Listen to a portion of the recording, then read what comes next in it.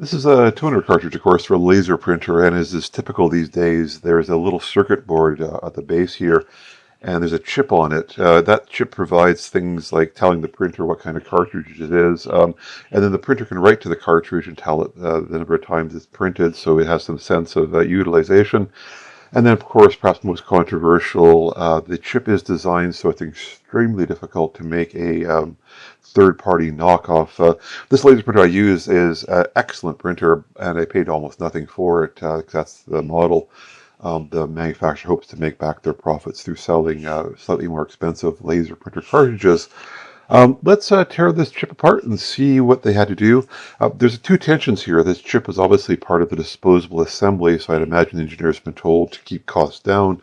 On the other hand, of course, they want to make sure this cartridge is difficult to clone so they can ensure that revenue stream. Okay, so here's the circuit board looking straight down. Four connections on top, power and ground, and almost certainly a serialized protocol like I2C. The chip, of course, sitting here. First observation is it's got a lot of pins on it. It's a relatively large package, so it implies it's going to be a fairly significant piece of silicon down there. And the other parts are just simply some small resistors and capacitors, inexpensive components. The real exciting bit is here. Let's take off the packaging there and take a look at the silicon die. Okay, so here's the top metal die. First things first, obviously an unusual die. It's got only 5 connections on it.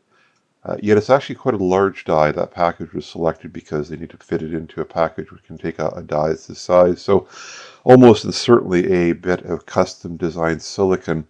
The interesting bit, if you're trying to hide a secret, is to put it under metal. The metal layer is used to carry power and the signals. And generally speaking, the only time you ever lay down solid chunks of metal like this is if you have something to hide.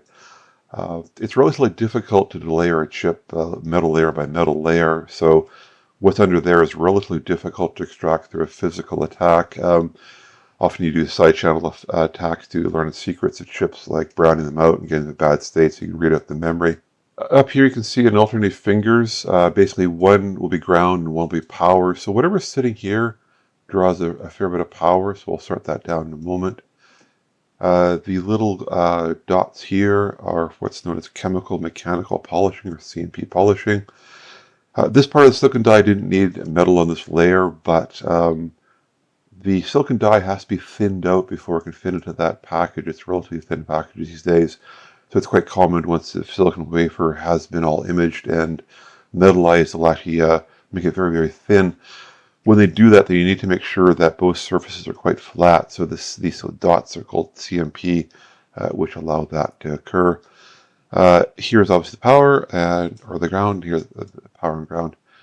The big traces coming across the signs there. That leads up here probably the I2C interface, and then probably a reset or some sort of status pin. Okay, so top metal is basically saying two things to us. It's saying secrets here, and it's saying weird looking die. 5 pads. So this is the top polysilicon layer, which then allows us to sort down all the major blocks. Name the game basically when you're building a device to authenticate. That's what the toner cartridge is about.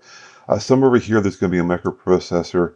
And over here is a flash memory which holds the program, and the printer will establish communication with the CPU, and they'll do a private public key exchange, which is probably hidden somewhere in here, and that's why, of course, it's such heavy metallization in this area. And they then try to establish whether or not it's a legitimate or a genuine product. Protocol will be deep, that'll be encrypted and complicated. And that's what we're seeing here is a pretty high-end microcontroller. Down here, we'll see some utility functions also, which make it very difficult to probe secrets from this device. It'll be very resilient to side channel attacks like browning out. The physical attack is very difficult because you've got top metal over here.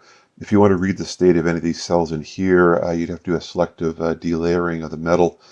Which is very sophisticated. It's quite easy to strip all the metal off a chip, but selective delayering and probing is a whole nother game. So that is sort of the overview. Now that we've taken the overview of the poly, let's drop down and sort down each of the blocks in a bit more detail. Okay, this is a flash memory device, almost certainly. The little weird bit of pink in the middle is basically a metal that didn't entirely strip away, if you're wondering what that artifact is. If we draw our attention to the array, we can see column drivers and row drivers, another good sign that it's a memory device. To count all of the instances of this coming all the way down, you quickly realize we're looking at probably at least 100 kilobytes of memory, i.e.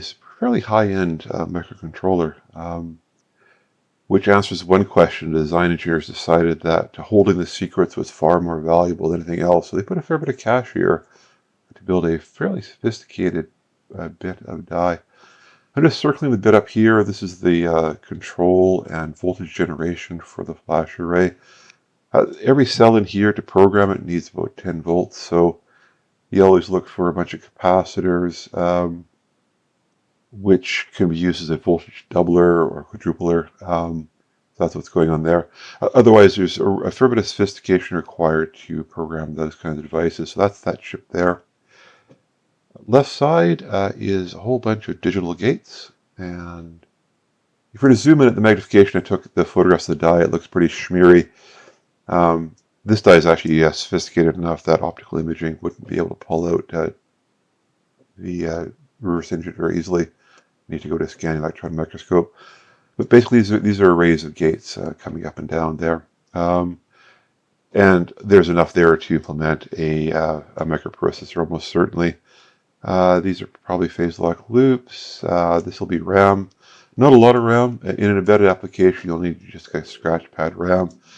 Down here, though, a lot more ROM. The bootloader, of course, comes into here. But the main program and probably all the secrets are sitting in here.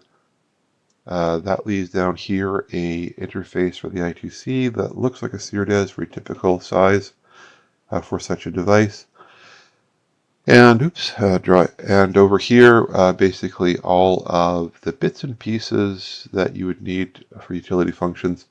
The chip, if you notice that circuit board didn't have any sort of crystal on it, there's going to need to be a circuit there to do an oscillator of some sort, power and reset, and all the various bits and pieces. So, answers two questions I have in my mind. The first was, did the engineers favor cost savings or sophistication? The answer is sophistication.